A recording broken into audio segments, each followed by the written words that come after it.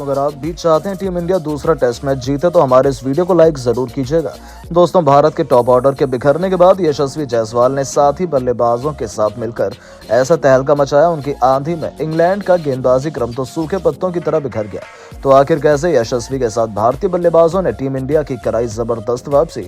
आखिर कैसे उनकी धाकड़ बल्लेबाजी से पहले दिन के 2 सेशन में टीम इंडिया मजबूत स्थिति में पहुंच चुकी है? कौन सा खिलाड़ी खेल रहा है, कितने रनों पर कितना हो गया टीम इंडिया का स्कोर? उनके विस्फोटक बल्लेबाजी से लेकर इस रोमांचक दूसरे टेस्ट मैच की अब तक की पूरी हाईलाइट तो हम आपको दिखाएंगे, लेकिन उससे पहले आपको क्या लगता है कि टीम इंडिया ये दूसरा टेस्ट मैच जीत पाएगी या नहीं? अपनी राय नीचे कमेंट बॉक्स में जरूर बताएं। दोस्तों, 5 मैचों की टेस्ट सीरीज में 1-0 से पीछे चल रही टीम इंडिया 2 फरवरी की सुबह विशाखापट्टनम के VDCA क्रिकेट स्टेडियम में एक नया इतिहास लिखने के इरादे से उतर चुकी है। सामने खड़ी थी इंग्लैंड की क्रिकेट टीम। उनका कॉन्फिडेंस तो 7वें आसमान पर था।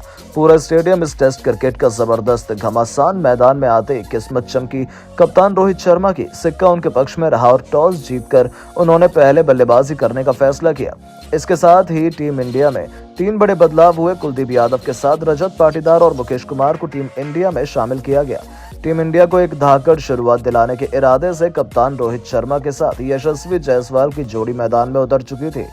पहले ही ओवर में इंग्लैंड के लिए मोर्चा संभालने उतर चुके थे जिमी एंडरसन। उन्होंने आते ही पहली गेंद से दोनों बल्लेबाजों की कड़ी परीक्षा लेना शुरू कर दिया।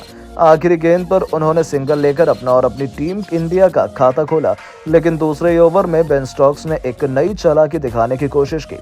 उन्होंने जो रूट जैसे दिग्गज स्पिनर को गेंदबाजी सौंप दी। उन्हें लगा था कि पिच से बहुत ज्यादा स्पिन मिलेगी और बल्लेबाज गलती कर जाएंगे, लेकिन ऐसा कर उन्होंने अपने पैरों पर ही कुल्हाड़ी मार दी।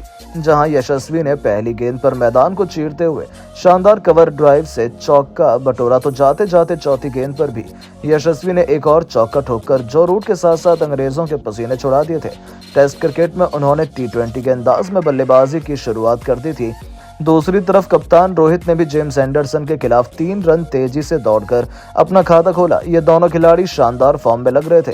दूसरी तरफ इंग्लैंड के गेंदबाजों का जज्बा देखने लायक था। एक तरफ से जो रूट, दूसरी तरफ से जेम्स एंडरसन अपनी टीम को विकेट दिलाने के लिए एड़ी चोटी का जोर लगा रहे थे। हालांकि परिस्थितियों को भांपते हुए जायसवाल और रोहित ने कोई बड़ा शॉट खेलने की गलती नहीं की। गेंद और बल्ले के बीच कांटे का मुकाबला खेला जा रहा था। 10 ओवरों में टीम इंडिया ने मात्र 23 रन बनाए थे।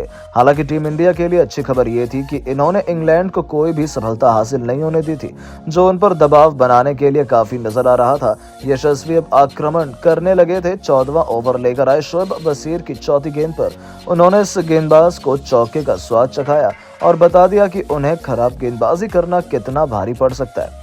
अपनी जुझारू बल्लेबाजी से इन दोनों खिलाड़ियों ने टीम इंडिया को 14 ओवरों में 37 रनों तक पहुंचा दिया था। रोहित शर्मा पहले सेशन में कमाल की बल्लेबाजी कर रहे थे। उन्होंने शानदार 14 रन बना लिए थे, लेकिन तभी 18वां ओवर लेकर आए डेब्यूटेंट शोएब बशीर की तीसरी गेंद पर रोहित गलती कर बैठे और गेंद लेग साइड में खड़ी स्लिप के हाथों में चली गई और कप्तान रोहित को मजबूरन पवेलियन लौटना पड़ा। इसके बाद तो पूरे स्टेडियम में मायूसी छाई हुई थी। आखिर हो भी क्यों ना, ये डेब्यूटेंट गेंदबाज के कप्तान रोहित का विकेट चटका दिया था। उनके आउट होने के बाद मैदान में मोर्चा संभालते शुभमन गिल उतर चुके थे।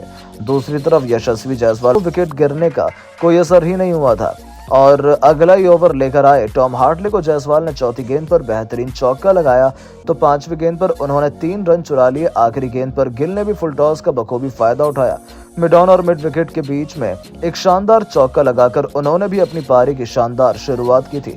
इस चौके की मदद से गिल ने टीम इंडिया को 50 रनों के पार भी पहुंचाया। 20 ओवरों में टीम इंडिया 55 रन 1 विकेट के नुकसान पर बना चुकी थी। शुभमन गिल आक्रामक अंदाज में बल्लेबाजी कर रहे थे। टेस्ट क्रिकेट में T20 का अंदाज अपनाते हुए इस खिलाड़ी ने एक के बाद एक चौके की झड़ी लगा दी। देखते देखते हर एक इंग्लिश गेंदबाज की कुटाई करते हुए शुभमन गिल ने 5 चौके लगा दिए थे। वो 34 रन भी बना चुके थे, लेकिन तभी पारी का 29वां ओवर लेकर आए जेम्स एंडरसन की 5वीं गेंद पर वो गलती कर बैठे हैं और विकेट कीपर बेन फॉक्स ने उनका आसान सा कैच लपक कर इस बल्लेबाज को भी पवेलियन का रास्ता दिखा दिया। जहां गिल 46 गेंद पर 5 चौके की बदौलत 34 रनों का योगदान दे पाए। उनके आउट होने के बाद अब मोर्चा संभालने के लिए श्रेयस अय्यर उतर चुके थे। दूसरी तरफ यशस्वी जायसवाल तो अगले ही मूड में नजर आ रहे थे। विकेट के गिरने का उन पर तो कोई असर नहीं हो रहा था। अगले ही ओवर में उन्होंने शोएब बशीर को आड़े हाथों लेते हुए पहले एक छक्का लगाया, तो फिर अगली ही गेंद पर एक बेहतरीन चौके से इस खिलाड़ी ने अपना बेहतरीन अर्धशतक ठोक दिया था। वो भी 5 चौकों और एक खतरनाक छक्के की बदौलत। उनका बखूबी साथ निभाते हुए श्रेयस अय्यर ने भी 31वें ओवर की आखिरी गेंद पर बेहतरीन चौके से पारी की शुरुआत की। लंच के बाद वापस आते ही ये दोनों एक बार फिर टीम इंडिया को बड़े स्कोर तक ले जाना चाहते थे, लेकिन इंग्लिश गेंदबाज भी हार मानने को तैयार नहीं थे। श्रेयस अय्यर ने पारी के 38वें ओवर की दूसरी गेंद पर एक बेहतरीन चौका लगाया, लेकिन साफ तौर पर दिख रहा था कि वो दबाव में 40 ओवर में टीम इंडिया ने 125 रन बना लिए थे। इन दोनों के बीच एक मजबूत साझेदारी पनप रही थी। यशस्वी जायसवाल ने अपने शतक की तरफ कदम बढ़ाने शुरू कर दिए थे। रूट के खिलाफ कवर के ऊपर से छक्का लगाकर यशस्वी ने अय्यर के साथ अर्धशतकीय पार्टनरशिप को अंजाम दिया था। 44 ओवर में टीम इंडिया ने 142 रन बना लिए थे। जायसवाल 73 रन बनाकर खेल रहे थे। अय्यर 21 रन बनाकर उनका बखूबी साथ निभा रहे थे। देखते देखते उनकी धाकड़ बल्लेबाजी के दम पर टीम इंडिया ने पहले 150 रनों का आंकड़ा पार किया, तो टीम इंडिया 200 रन भी बहुत जल्द पार कर गई और टी ब्रेक तक भारतीय टीम मुकाबले में बहुत अधिक मजबूत स्थिति में पहुंच चुकी थी। लेकिन दोस्तों, अब आपको क्या लगता है कि टीम इंडिया ये दूसरा टेस्ट मैच जीत पाएगी या फिर नहीं? अपनी राय नीचे कमेंट बॉक्स में जरूर बताएं। दोस्तों, दूसरे टेस्ट मैच की सुबह भी सस्ते में कप्तान रोहित शर्मा आउट हुए तो पूरा हिंदुस्तान मायूस हो गया। यहाँ तक कि दुनिया भर के बड़े बड़े दिग्गज भी रोहित शर्मा पर भड़क गए और अब रोहित को कप्तानी से हटाने तक का ऐलान करते हुए उन्होंने जो कुछ भी कहा, उनकी बातें रोहित के चाहने वालों को कतई पसंद नहीं आएंगी।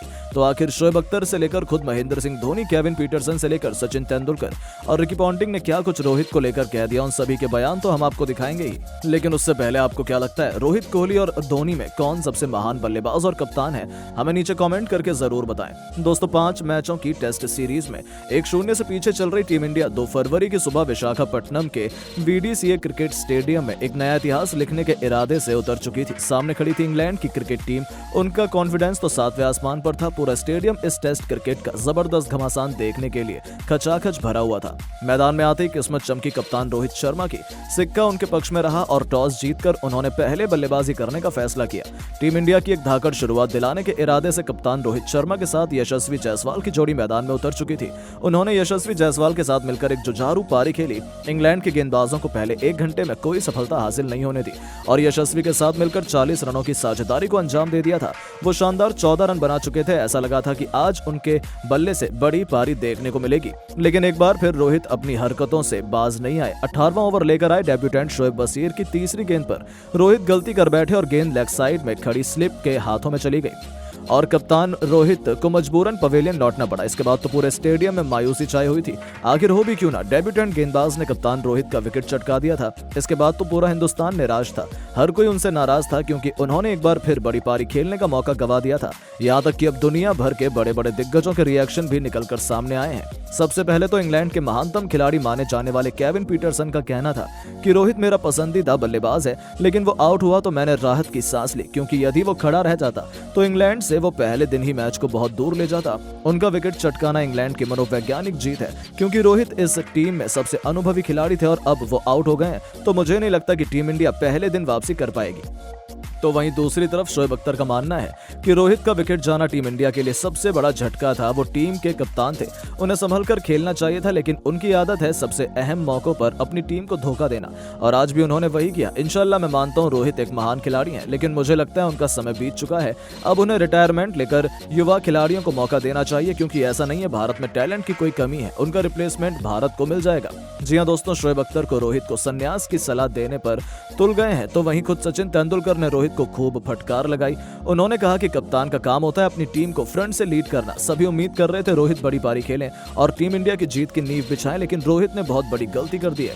मैं मानता हूं मैदान में अपना विकेट देना आपके हाथों में नहीं होता है, लेकिन रोहित थोड़ा संभल कर खेल सकते थे। उन्होंने अनुभवहीन डेब्यूटेंट को अपना विकेट दे दिया। उनके रूप में टीम इंडिया बहुत बड़ी मुसीबत में फंस चुकी है। एक बार फिर रोहित ने अपनी जिम्मेदारी दूसरों पर थमा दी है।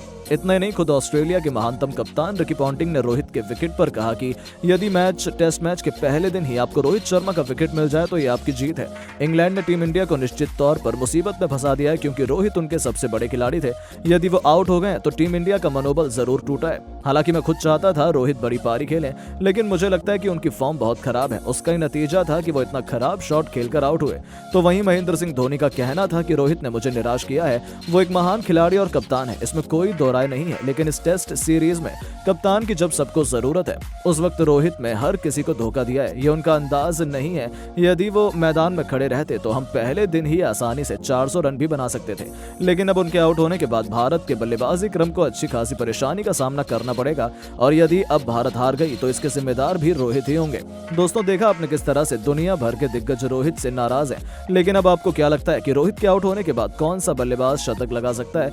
गिल, यशस्वी या फिर कोई और? नीचे कमेंट करके जरूर बताएं। दोस्तों, विशाखापट्टनम के मैदान पर गेंद और बल्ले के बीच जबरदस्त घमासान शुरू हो चुका है, जिसमें पहले ही सेशन में भारतीय बल्लेबाजों खास तौर पर रोहित और यशस्वी जायसवाल ने अपनी धाकड़ बल्लेबाजी से अंग्रेजों की कमर तोड़कर रख दी है। तो आखिर कैसे रोहित और जायसवाल के तूफान में उड़े इंग्लिश गेंदबाज? इस बल्लेबाज ने बनाए हैं सबसे अधिक रन और कौन है अपने शतक के सबसे करीब? कौन खेल रहा है कितने रनों पर और कितना हो गया है पहले सेशन के अंत तक टीम इंडिया का स्कोर?